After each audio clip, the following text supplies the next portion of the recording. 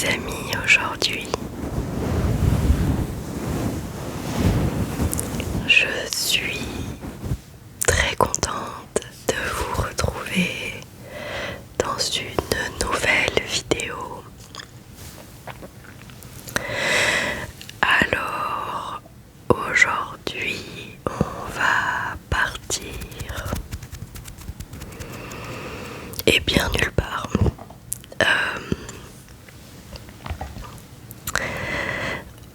Aujourd'hui, je vais vous parler mobilier.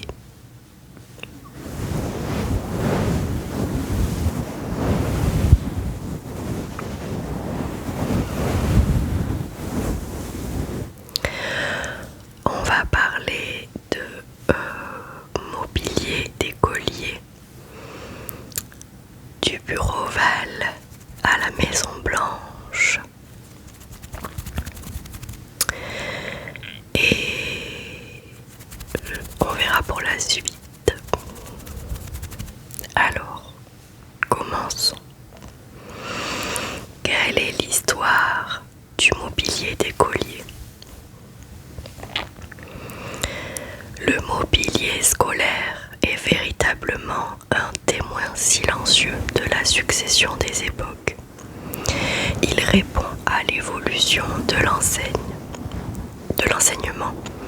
aux connaissances anatomiques, mais aussi à l'arrivée des nouvelles technologies dans nos vies. En tant que témoin de nombreuses pièces, près de 3500 sont conservées au Musée national de l'éducation à Rouen. Preuve encore une fois que tout est histoire. Découvrez leur histoire à travers les années.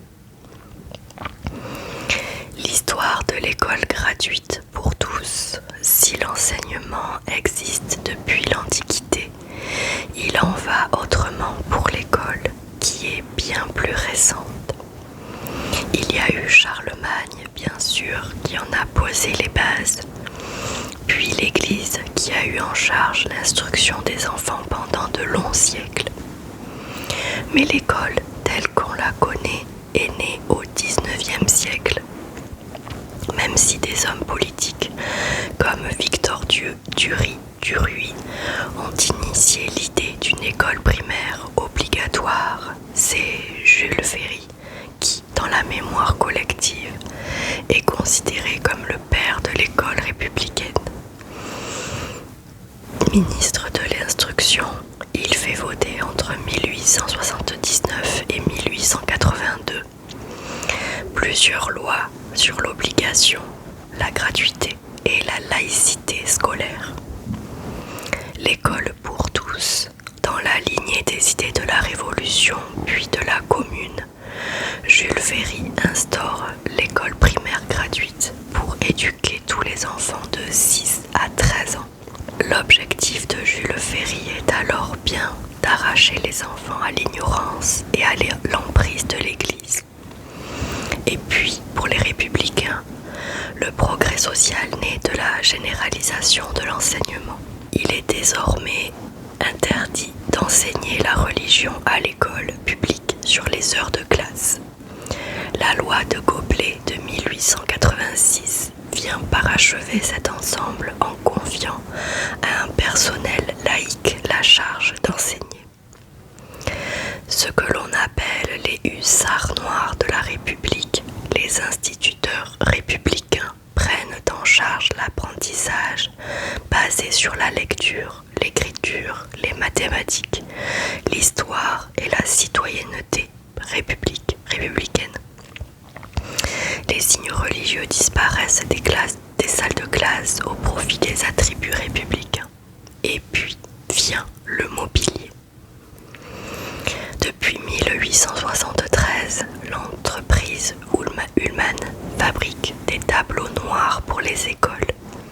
Souvenez-vous de ces tableaux triptyques qui se repliaient sur le panneau centre et dévoilaient sous les yeux des élèves assis devant les prochains exercices de maths ou la nouvelle leçon de grammaire. L'arrivée du mobilier de classe, une préoccupation ancienne. Sous la Restauration, la loi Guizot de 1833 impose à toutes les communes de plus de 500 habitants d'entretenir une école. Celle-ci n'est pas encore obligatoire et est encore principalement aux mains de l'Église. Le développement de l'instruction primaire s'accompagne d'une prise en charge du mobilier et autres objets scolaires. Bancs et pupitres doivent être installés dans les salles de classe ainsi que des ardoises, des plumes, de l'encre, du papier ainsi que des panneaux mobiles accrochés au mur pour l'enseignement des mathématiques. Mais ce n'est pas tout. Il est également obligatoire pour les écoles de se munir d'affiches sur lesquelles sont inscrites les chiffres et les lettres de l'alphabet, mais aussi des cartes géographiques. Quant au tableau noir, il se généralise dans les années 1830. Un peu plus tard, les tables s'inclinent, l'assise se fait d'un seul côté pour tous les élèves, puissent faire face au tableau et les bancs y sont attachés. Le bureau double de la grave. Ce bureau conçu, devenu un symbole du mobilier scolaire, en bois massif, conçu pour être robuste et durable, est produit par l'entreprise de la grave depuis la fin du XIXe siècle. Avec ses encriers intégrés et ses pieds tubulaires bleu canard, il est typique de l'ambiance des écoles du XXe siècle. Quand le mobilier d'école se démocratise, avec l'avènement de l'instruction publique obligatoire sous la Troisième République, la réglementation en matière de mobilier scolaire devient plus précise. L'article 46 de l'instruction spéciale daté du 18 juin 1887 dresse la liste du matériel nécessaire à chaque salle de classe. Les tables bancs doivent avoir des dimensions définies par la taille des élèves. En outre, le mobilier doit comprendre un bureau avec estrade, un tableau noir équipé d'éponges et de craies, des cartes géographiques, des tables muraux sur lesquelles sont affichées une méthode de lecture ainsi qu'un système métrique, un poêle et un seau pour le charbon. Sans oublier bien sûr une armoire bibliothèque, des porte-manteaux et des rayons de rangement. Le bureau d'écolier réglable Royer. L'entreprise Royer, fondée en 1897 à Saint-Étienne, s'est spécialisée dans la conception de meubles scolaires. Dans les années 1950, les bureaux de la marque Royer étaient dotés d'un plateau incliné amovible qui cachait un grand compartiment de rangement. Fabriqué en pin ou en chêne massif, le bureau et la chaise associée pouvaient être réglés en fonction de la taille des élèves. Les exigences du mobilier scolaire contemporain. Depuis les différentes lois de décentralisation, les établissements scolaires en fonction de leur niveau relèvent de la compétence des communes, des départements ou des régions. Si l'ameublement de ces établissements se fait désormais sur appel d'offres, il doit répondre à des normes et des exigences établies au niveau de l'État et spécifiées dans un guide très détaillé. Il y est question d'exigences de sécurité, d'hygiène, d'estime, de durée de vie. Sont d'abord pris en compte les déplacements multiples et le mobilier d'écolier doit résister aux entrées et sorties de cours, aux différents ménages et même au balancement.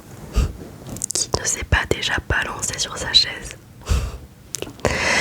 D'ailleurs, le mobilier enseignant doit être aussi adapté car oui, les profs aussi se balancent sur leurs chaises.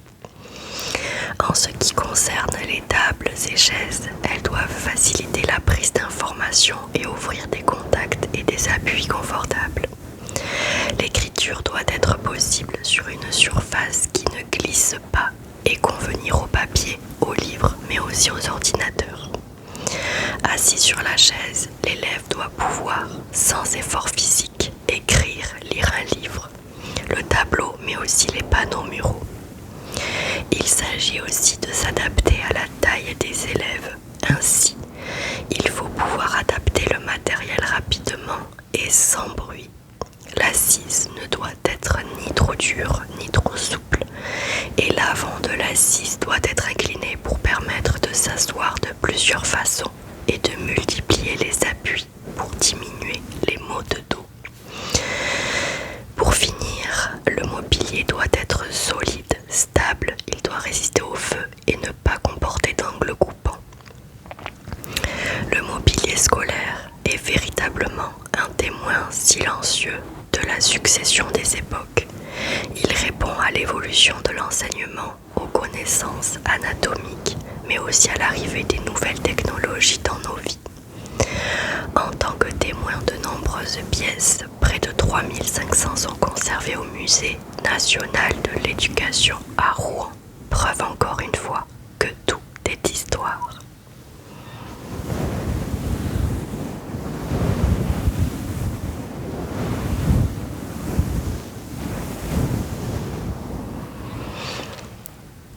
Ensuite, très intéressant ce petit article, je trouve. Suivant, on part en Amérique. L'histoire du mythique bureau ovale de la Maison Blanche et du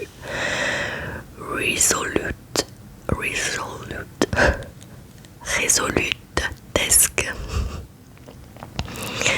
Comment parler du bureau ovale, bureau le plus célèbre du monde, symbole du pouvoir extrême, sans dire quelques mots de son écrin, la Maison Blanche et de son histoire. La construction du bureau ovale de la Maison Blanche en 1782. Les États du Nord et du Sud se mettent d'accord sur le choix de Washington comme nouvelle capitale. Il est décidé que le bâtiment présidentiel dont les plans sont confiés à John Houban, un architecte irlandais, se situera sur Pennsylvania Avenue. La première pierre en est posée en 1792 et sort peu à peu de terre un monument aux façades et colonnades néoclassiques qui seront connus dans le monde entier. Inaugurée en 1800, elle se dotera d'une aile ouest, puis est au fur et à mesure des années, puis est. Mais oui, elle se dotera d'une aile ouest, puis est, au fur et à mesure des années. Après un gigantesque incendie pendant la guerre anglo-américaine 1812-1815, le bâtiment est reconstruit et les façades sont entièrement recouvertes de blanc. Il faudra 2157 litres de peinture pour en venir à bout.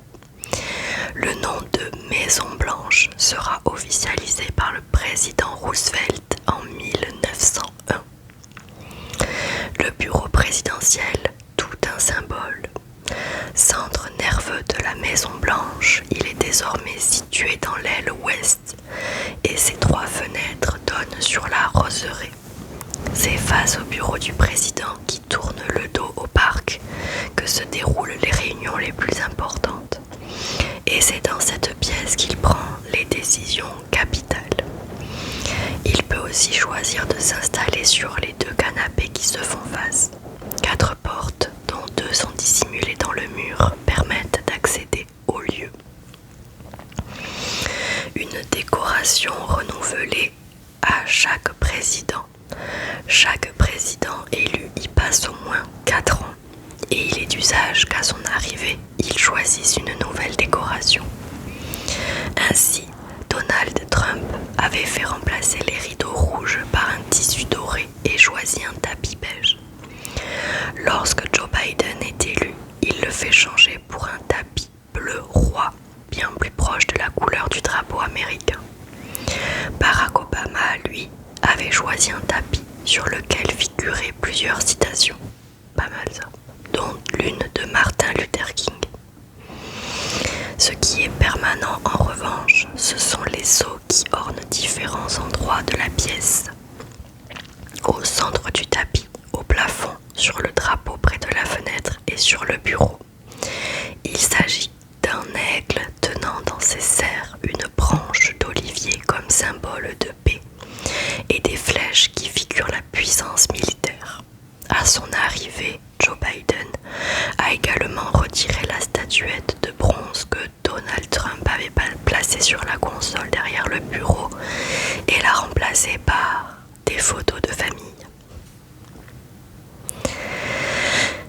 Fréquemment utilisé par les présidents successifs, ce bureau massif composé d'un plateau au bord recouvert de cuir a été construit à partir du bois du HSM Resolute, un navire anglais d'exploration polaire qui s'est retrouvé coincé dans la glace en 1854. Retrouvé en 1856 par un baleinier américain, il a été renvoyé en Angleterre et rendu à la reine Victoria. En remerciement, elle a fait façonner un bureau de son bois et l'offrit en 1880 au président en poste, Rutherford B. Hayes. Par la suite, il a été utilisé par pratiquement tous les présidents. Il y a néanmoins quelques exceptions. En 1930, Theodore Roosevelt travaille sur un bureau flambant neuf. En 1985, George W. Bush, comme Lyndon B. Johnson avant lui, fait installer sa propre table de travail dans le bureau ovale. Quelques images d'archives de ce bureau sont devenues mythiques, comme celle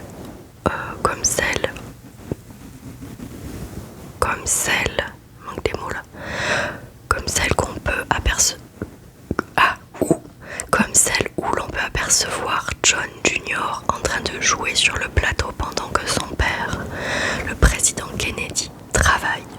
Barack Obama, lui, a été pris en photo les pieds sur le bureau et cette image a fait scandale, même si après avoir connu les eaux glacées, il en a vu d'autres. Dans ce bureau ovale, dont le monde entier a vu des images, tous des symboles.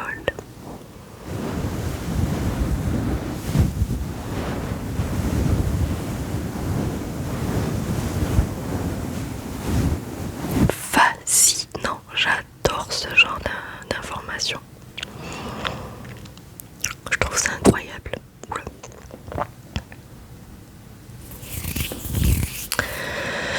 Maintenant, nous allons partir. Maintenant que nous avons fait les tables, les bureaux, et maintenant on part sur tout savoir sur les origines et l'histoire du canapé. Canapé, divan, sofa, ottomane, méridienne, les mots ne manquent pas pour caractériser ces différentes pièces de mobilier qui font résonner en chacun de nous des concepts comme repos, convivialité, sieste, famille ou soirée entre amis. Mais parmi tout cela, attardons-nous sur le canapé et son histoire. Comme beaucoup de mots ou d'objets, le canapé, qui ne portait pas encore ce nom, nous vient de très loin. Il semble admis que le mot canapé nous vient directement du grec, puis du latin conopeum, qui signifie moustiquaire, d'où sorte de lit entouré d'une moustiquaire. Cependant, cela ne nous en dit pas plus sur son utilisation, alors revenons à l'objet. Le canapé a à l'origine une importation romaine. Lorsque les tribus gauloises menées par Vercingétorix sont défaites à Alésia en 52 avant Jésus-Christ, le territoire de ce qui est aujourd'hui la France se retrouve entièrement sous contrôle des Romains et une nouvelle civilisation est en passe de voir le jour, la civilisation gallo-romaine. J'ai l'impression d'être dans Astérix. Outre d'immenses changements dans les infrastructures l'infrastructure routière, la géographie des villes, les modes vestimentaires ou la construction des bâtiments. C'est aussi une nouvelle manière de vivre qui change. Les maisons deviennent les domus avec des pièces à usage spécifique. Les cubicula sont par exemple les chambres à coucher, la coulina et la cuisine, et le triclinium est la salle à manger. C'est justement dans cette dernière que l'on trouve des lits banquettes recouverts de coussins sur lesquels les riches gallo-romains s'allongent confortablement le temps des repas. Est-il besoin de préciser que ce mobilier était réservé à l'élite gallo-romaine? Et puis il arrive un moment où le puissant empire romain, déjà affaibli par des crises intérieures et menacé par différentes tribus qui vont peu à peu s'installer sur le territoire et mettre fin à la période de l'Antiquité. Place au Moyen-Âge et avec lui une nouvelle manière de vivre. Moyen-Âge, la vie de château pour le canapé encore peu confortable. Si la majorité du peuple vit dans des fermes ou dans de petites maisons en ville, d'autres vivent dans des châteaux qui vont évoluer au fil du temps et devenir de véritables lieux de vie avec un peu plus de confort que dans les premiers châteaux à motte qui étaient plus défensifs qu'autre chose. Pour autant, le mobilier reste sommaire car il est appelé à déménager souvent. Les bancs font à la fois office d'assises et de rangement et les canapés moelleux ne sont pas encore de la partie. Il va falloir encore attendre quelques siècles. La Renaissance, un mobilier plus diversifié et la naissance du canapé d'aujourd'hui. À la Renaissance, si les habitats des paysans restent misérables, souvent constitués d'une seule pièce qui leur sert à la fois de chambre, cuisine et salle commune, les nobles, quant à eux, sont en train de redécouvrir les merveilles de l'Antiquité dans l'architecture et l'ensemble des arts. Le mobilier concourt à la démonstration de la puissance et de la richesse des propriétaires. L'évolution de l'habitat débute dans les villes. Les maisons se dotent d'un mobilier plus diversifié, d'autant plus que les pièces vont peu à peu gagner un usage spécifique. Et le canapé alors? Au XVIIe siècle, les fauteuils sont réunis pour n'en faire qu'un, pouvant accueillir plusieurs personnes à la fois pour la conversation ou une personne seule pour du repos. Il commence à être rembourré pour plus de confort et recouvert de tissus plus ou moins luxueux. Muni d'accoudoirs de chaque côté, il conserve toutefois une assise plutôt raide. Les canapés Louis XIII ont un dos droit qui n'invite pas réellement à la détente. Sous Louis XV, les dossiers s'incurvent et s'adaptent mieux à la forme du dos. En effet, cette période est caractérisée par la recherche d'un certain confort. Les canapés s'affinent et deviennent plus légers afin qu'ils soient plus faciles à déplacer. Les couleurs se font pastel et les pieds s'incurvent. Peu à peu, les canapés se font moins profonds pour ne permettre que la station assise. C'est l'époque des salons littéraires où artistes, politiques et philosophes sont reçus dans les salons pour disserter. C'est aussi l'époque des boudoirs, ces espaces à la frontière entre l'intime et le public, qui accueillent un lit de repos, une ottomane qui deviendra plus tard la méridienne. La généralisation du canapé. Sous la Restauration, le mobilier autrefois réservé à la noblesse commence à prendre place dans les demeures bourgeoises. Si les canapés en font partie, il faut attendre le XXe siècle pour qu'ils soient vraiment popularisés.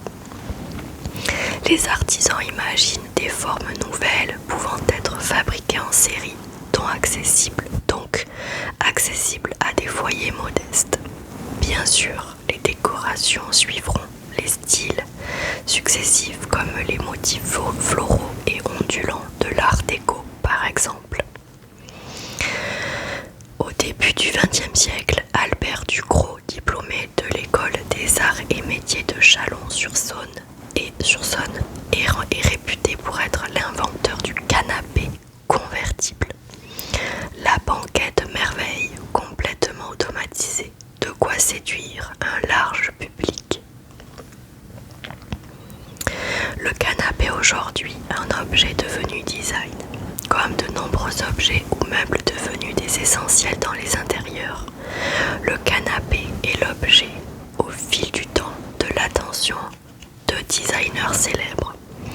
Certains deviendront iconiques, comme le canapé Togo, imaginé par Michel Ducarroy comme un tube de dentifrice replié à l'aspect fripé, ou le canapé Bubble, créé par le designer français Sacha Lagic à l'aube des années 2000. Aujourd'hui, essentiel à la maison, en cuir ou en tissu, à 3 places, convertible dans ou d'angle, il porte en eux une histoire millénaire.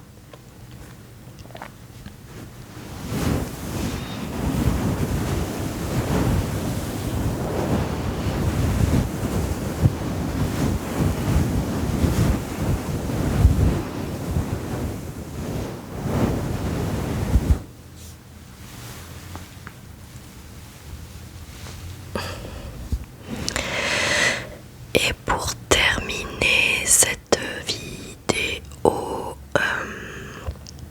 bien nous allons partir dans les bureaux royaux de la monarchie britannique. L'un des défis de la monarchie en général et peut-être de la monarchie britannique en particulier est probablement de conserver ses traditions ancestrales tout en ayant prise avec la réalité du monde. Rien n'est moins simple pour cette institution dont la stabilité garantit celle du pays tout entier. Les bureaux royaux, des métiers à multiples tiroirs. Il est donc un mélange entre métiers qui n'existent nulle part ailleurs et qui peuvent paraître superflus, voire désuets, et des fonctions essentielles, parfois de l'ombre, qui sont au centre de la monarchie. C'est un véritable exercice d'équilibriste que celui de pouvoir concilier en une seule et même structure les Yeomen of the Guard, une unité d'élite créée en 1485 qui a notamment pour charge de garder les bijoux de la couronne, le sergent du drapeau dont la fonction consiste à entretenir les 150 drapeaux de la monarchie, avec celui de secrétaire privé.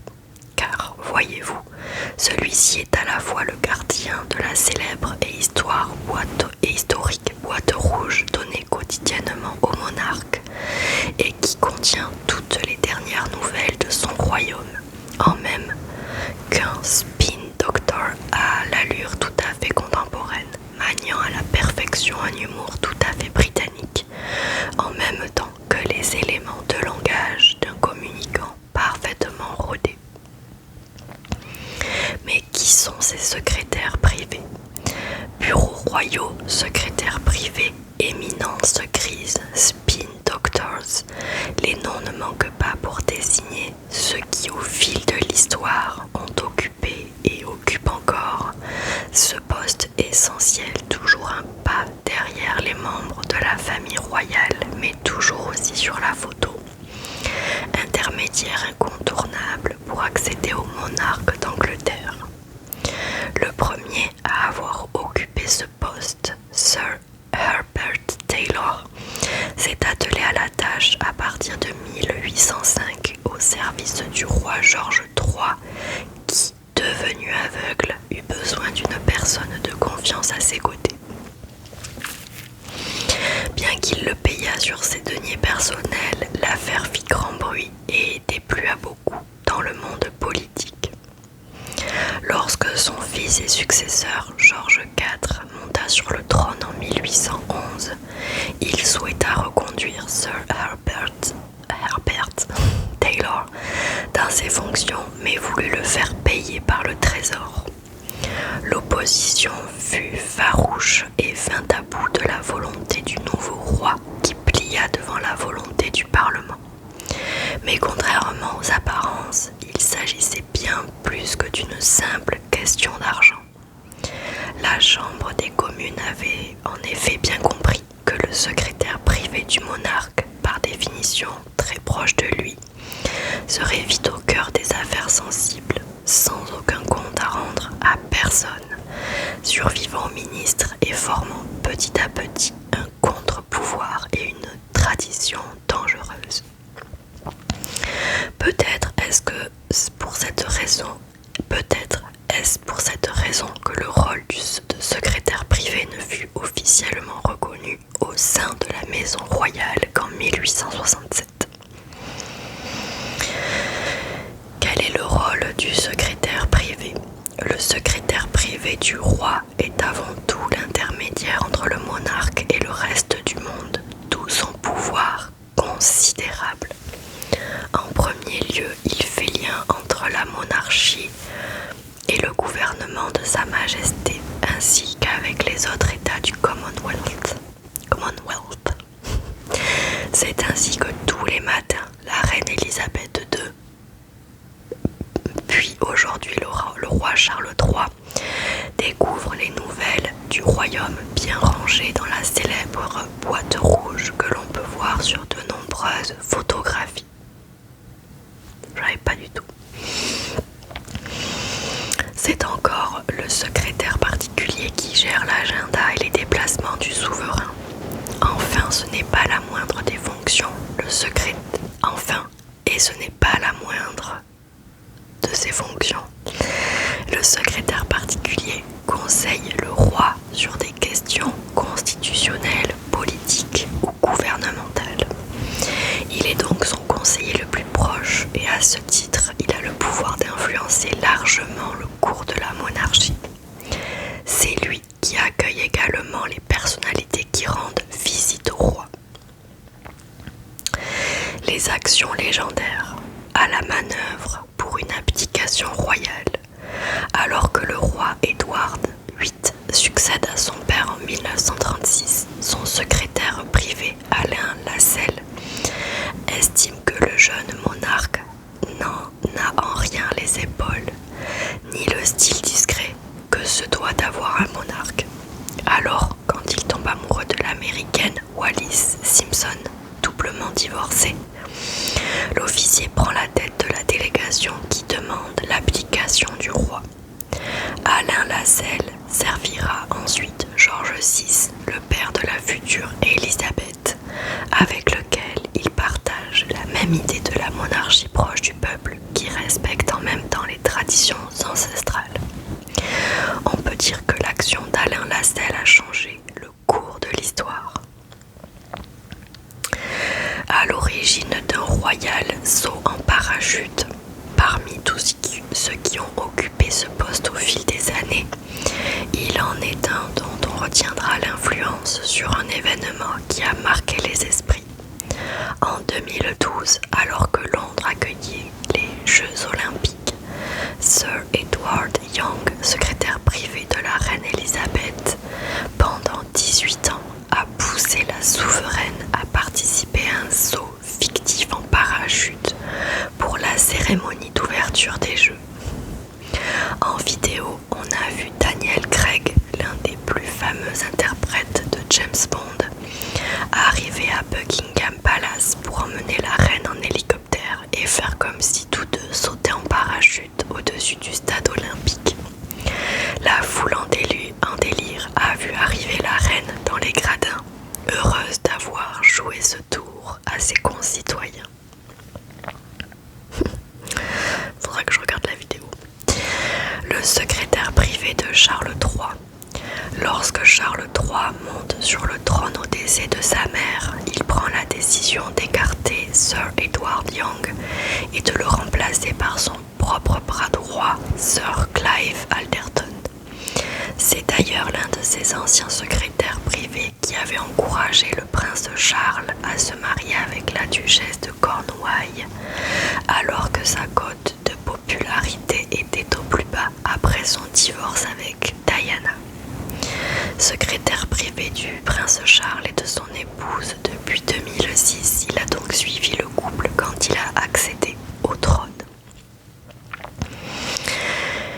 Et pour finir la préparation de la relève, alors qu'ils n'étaient encore que des adolescents, William et Harry avaient leur propre bureau dirigé par Jamie Lowther Pinkerton, dont le travail consistait probablement à contribuer à l'éducation des deux jeunes princes. Il a d'ailleurs été à la manœuvre du mariage de Kate et William, œuvrant sans relâche à tous les aspects publics des noces. Il a par la suite continué en qualité de secrétaire privé du duc et de la duchesse de Cambridge pendant plusieurs années. Devenus prince et princesse de Galles après la mort de la reine, ils ont changé plusieurs fois de secrétaire privé. Expert en communication et grand organisateur de des voyages officiels et des événements caritatifs. Charge aux suivants de continuer à les préparer à devenir un jour roi et reine d'Angleterre.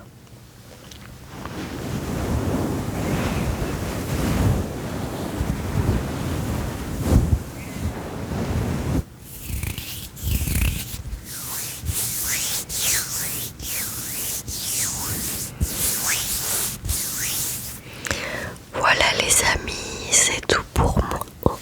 C'est tout pour moi pour cette vidéo. Ma foi, j'ai trouvé très intéressante et très instructive. J'ai appris encore plein de choses.